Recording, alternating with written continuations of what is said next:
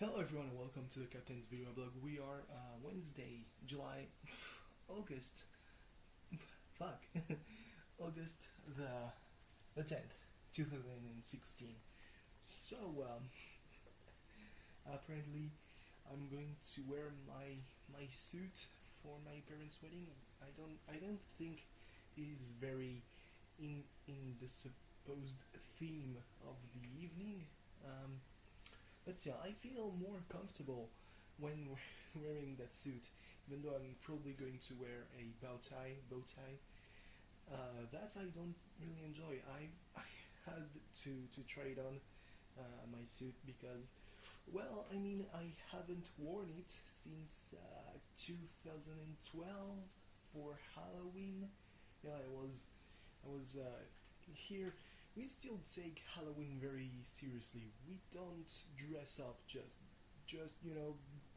dress up like it would be carnival because we have carnival. um, being a Catholic country and all. Um, so yeah, Halloween still spooky.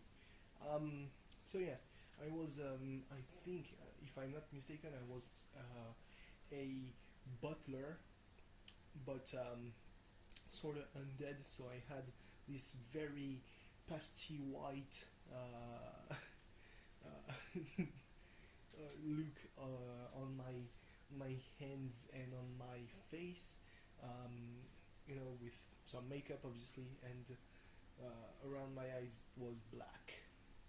By the end of the night, we had done so much shit and basically gone out and done so much stuff that I was sweating, and I was tired, and with my bloodshot eyes it probably added to the creepiness of the thing. So yeah, I haven't worn my suit since then, and I gotta say that maybe doesn't I don't fit as well as I could at one point. At, when I was in the first year of prepa, we had this, the class photo, and we thought that it was before, the last day before the holidays in October. So that morning it was pretty cold, and I remember that my suit and the the shirt were so, I was floating in those clothes so much that I could actually put a fleece jersey. I'm trying to say two complicated things for now. I'm a bit tired, I gotta say. So yeah. Anyway, SmackDown, arguably better than Raw, as a lot of people have put it. Raw was very segment heavy, and probably had more of a focus on everything that was a bit comedic than actual wrestling. I mean, the last angle, the last segment, when you look at it another way, with some hindsight, it creates a lot of things, a lot of dynamics, um, going into SummerSlam. So yeah, it was all in all not great. Raw, SmackDown wasn't that much better, but apparently there's a trend that I need to curb, which is missing the cold open because there are interactions between wrestlers, and apparently tonight was an interaction between Randy Orton and Alberto Del Rio that led to a match. So yeah, the show itself started with Bray Wyatt coming out with uh, Eric Rowan, as I said, in the closing words of yesterday's video blog, because I was so late.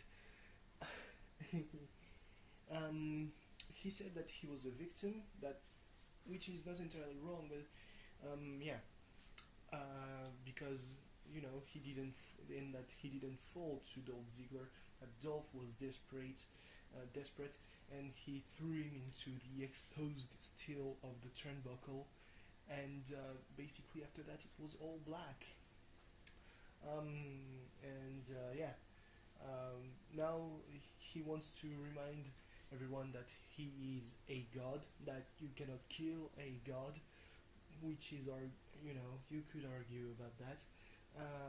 Many mythologies, rely on the murder of a god, starting off with the Egyptian mythology, like murder of fucking Osiris, huh? Um, great job on that. Um, and yeah, that SmackDown was his show, or at least that's how it was interpreted. It just feels, too earthly for Bray Wyatt after saying that he's a god, and that basically it's Bray Wyatt and maybe the Wyatt family against everyone else. And Dean Ambrose came out, said that this is truly a new era. You are a victim. Whoa, boy. You are not the eater of worlds. You're just a big baby. And Bray Wyatt tried to entice him into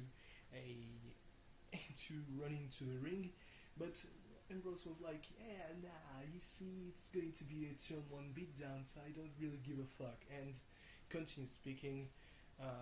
Dolph Ziggler came out, dashed right past Dean Ambrose, went into the ring, got beat down, which prompted the intervention of Dean Ambrose. Was seemingly going well until Dean Ambrose was in position for the sister Abigail, and Ziggler trying to rescue Ambrose, super kicked Ambrose in the face.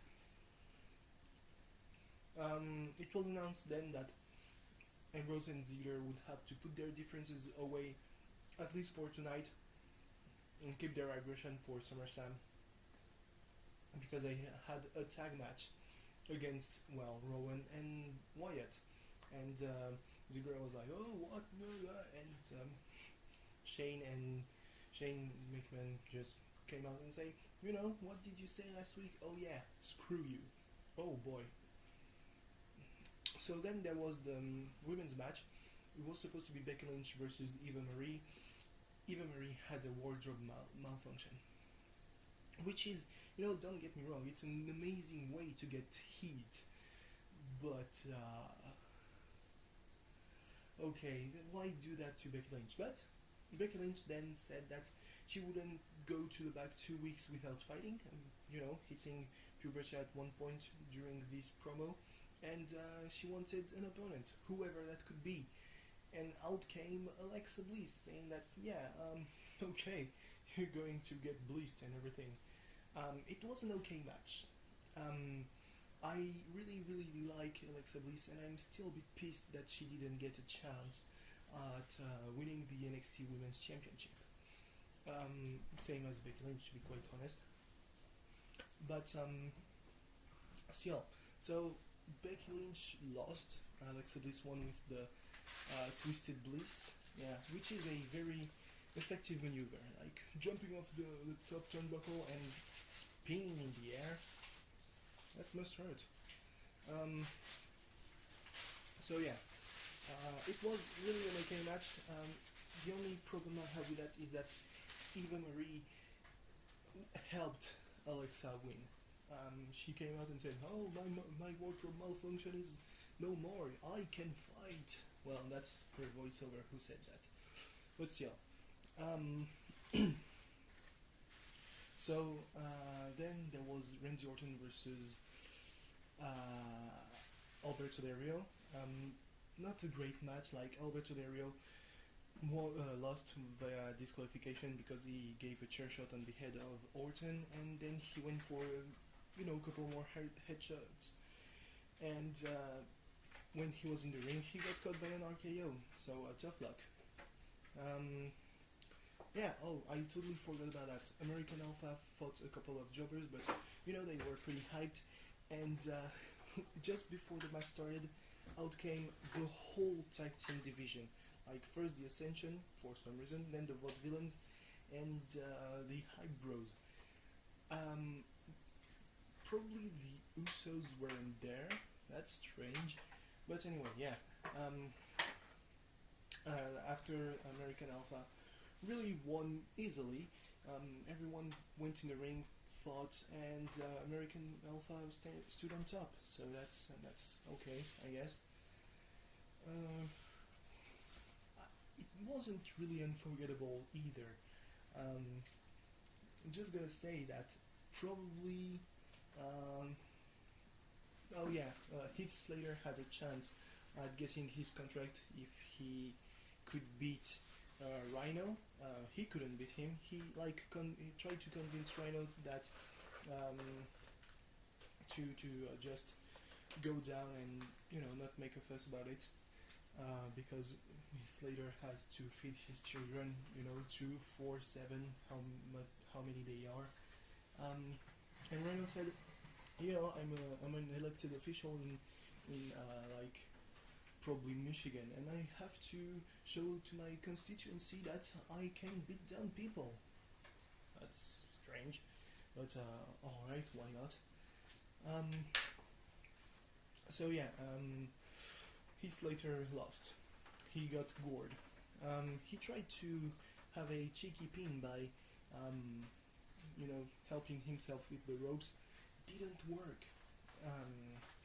And then he stormed into the office of Daniel Bryan while Bryan and Shane were, going over the details of a contract for Heath Slater. And Slater said, "Yeah, no, fuck that. I will be part of the Suicide Squad. Why not? Gotta feed my 7 children. What you want?" Okay, sure. And then he stormed off the the office and just was like, okay, well, then let's go to the main event. The main event was not a great tag match. Let's be honest. Dean Ambrose and Dolph Ziggler aren't really guys who gel together. They are, the scrappy, but they aren't the same kind of scrappy. And they won, interestingly enough. Then they got assaulted by the Wyatt family because, of course, and once they dispatched him, and Wyatt and Rowan, well, Dean Ambrose thought that maybe Ziggler owed him one, and he just erased the bill by putting Ziggler into the dirty deeds, with a much better timing than yesterday with how's its name? Roman Reigns, of course, spearing Rusev like an hour after the fact. Yeah, why not? Of course, let's do this. So yeah, it was really more interesting than Raw, and it's a very bad thing when the flagship show is not the top show. Then again, Daniel Bryan has made basically his mantra of having SmackDown being better than Raw, and even the post show is better than Raw. Like, Talking Smack is fully. You have to experience it to have the full SmackDown experience. It's basically half an hour of Daniel Bryan talking shit, not talking smack, talking shit about everyone, about Raw and their Universal Championship, about Eva Marie not fighting because her boobs were in the air while he finished the match with his dong showing to everyone. Why not? Basically him telling of the Miz like, yeah, I draft your championship, not you. Telling Eva Marie that it was more Shane that drafted her than Daniel Bryan. Takeaways from Talking Smack are that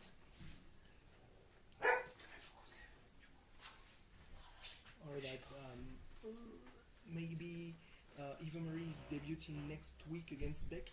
Probably, maybe there'll be something else. Who knows? So yeah.